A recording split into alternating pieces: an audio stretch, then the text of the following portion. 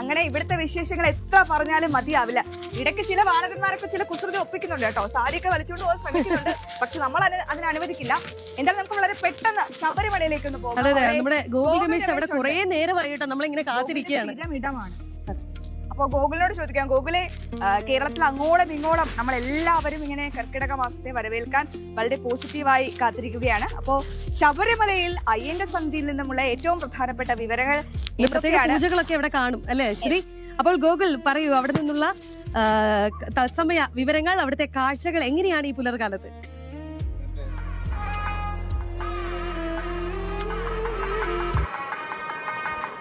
നമസ്തേ അശ്വതി, രാഖി, സ്വാമി ശരണം. കർക്കിടക പുലരിയിലാണ് ശബരിമലയും. ഇന്നലെ വൈകിട്ടാണ് കർക്കിടക മാസ പൂജകൾക്ക് വേണ്ടി ശബരിമല ക്ഷേത്ര നട തുറന്നത്. തുടർന്ന് ഇന്നിപ്പോൾ രാവിലെ മുതൽ, കർക്കിടകം ഒന്നായിട്ടുള്ള രാവിലെ മുതൽ തന്നെ പ്രത്യേക പൂജകൾ ശബരിമലയിൽ ആരംഭിച്ചു കഴിയുകയും ചെയ്തിട്ടുണ്ട്. ഒപ്പം നല്ല ഭക്തജന തിരക്കും അനുഭവപ്പെടുന്നുണ്ട്. കാരണം കർക്കിടക മാസത്തിൽ എല്ലാ വർഷവും കൂടുതൽ ഭക്തജനങ്ങൾ അയ്യപ്പനെ കണ്ടു തൊഴുന്നതിന് വേണ്ടിയിട്ട് എത്താറുള്ളതാണ്. ഈ വർഷവും അതിന് സമാനമായി തന്നെ ഇന്നലെ വൈകിട്ട് നട തുറന്നത് മുതൽ തന്നെ വലിയ ഭക്തജന തിരക്കിലേക്ക് സന്നിധാനം മാറിക്കഴിഞ്ഞിട്ടുണ്ടായിരുന്നു. ഇന്നിപ്പോൾ രാവിലെ 1-ാം തീയതി പുലർച്ചെയും ഇതേ തിരക്ക് തന്നെ അനുഭവപ്പെടുന്ന കാഴ്ചയാണ് നമുക്കിപ്പോൾ കാണുവാനായിട്ട് സാധിക്കുന്നത്. എന്തായാലും കർക്കിടക മാസ പൂജകൾക്ക് ഇന്ന് പുലർച്ചെ 5 മണി മുതൽ തുടക്കമായിരിക്കുകയാണ്. ഇപ്പോൾ സന്നിധാനത്ത് ഉഷപൂജ നടന്നുകൊണ്ടിരിക്കുകയാണ്. ഉഷപൂജ പൂർത്തിയാകാറായി. അതിനുശേഷം നെയ്യഭിഷേകം തുടരും. നെയ്യഭിഷേകം 10 മണി വരെയോളം തുടരും. അതിനുശേഷം ഉച്ചപൂജയ്ക്ക് ശേഷം നടയടച്ചതിന് ശേഷം വൈകിട്ട് പിന്നീട് ദീപാരാധനയും പടിപൂജയും അടക്കമുള്ള പ്രത്യേക ചടങ്ങുകൾ കൂടി നടക്കുന്നുണ്ട്. അങ്ങനെ ഈ 5 ദിവസവും പടിപൂജ അടക്കമുള്ള പ്രധാനപ്പെട്ട ചടങ്ങുകൾ, പ്രത്യേക ചടങ്ങുകളൊക്കെ ശബരിമലയിൽ നടക്കുകയും ചെയ്യുന്നുണ്ടാവും. 21-ാം തീയതി വരെയാണ് കർക്കിടക മാസ പൂജകൾ ശബരിമലയിൽ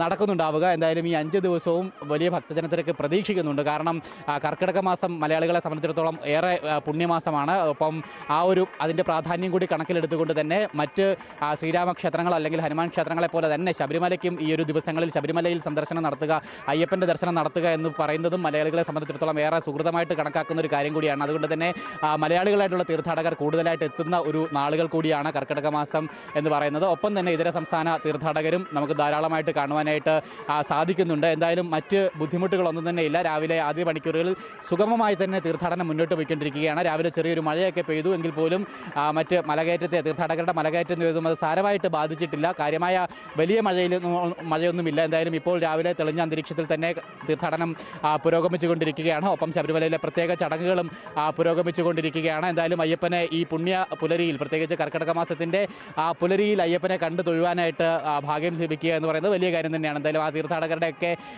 ഒരു ഭാവവും അല്ലെങ്കിൽ മുഖഭാവവും അവരുടെയൊക്കെ ആനന്ദവും ഒക്കെ കണ്ടു കഴിഞ്ഞാൽ തന്നെ മനസ്സിലാകും ഇവിടെ നിൽക്കുമ്പോൾ ഉള്ള അവരുടെ അനുഭൂതി എന്ന് പറയുന്നത്. എന്തായാലും അത്രമാത്രം ആത്മാനുഭൂതിയോടുകൂടി തന്നെയാണ് ശബരീശ ദർശനത്തിനായിട്ട് ഈ 10,000-കണക്കിന് തീർത്ഥാടകർ രാവിലത്തെ ആദ്യ മണിക്കൂറുകളിൽ തന്നെ ശബരിമലയിലേക്ക് എത്തിച്ചേർന്നുകൊണ്ടിരിക്കുന്നത്. ഏതായാലും ബാക്കി ചടങ്ങുകളൊക്കെ തന്നെ അതിൻ്റെ മുറയ്ക്ക് തന്നെ പുരോഗമിച്ചുകൊണ്ടിരിക്കുകയാണ്. 21-ാം തീയതി വരെയാണ് ശബരിമലയിൽ ഈ കർക്കിടക മാസ പൂജകൾ നടക്കുന്നുണ്ടാവുക. 21-ന് രാത്രി ഹരിവരാസനം പാടി 10 മണിക്ക് നട അടയ്ക്കുന്നുണ്ടാവും.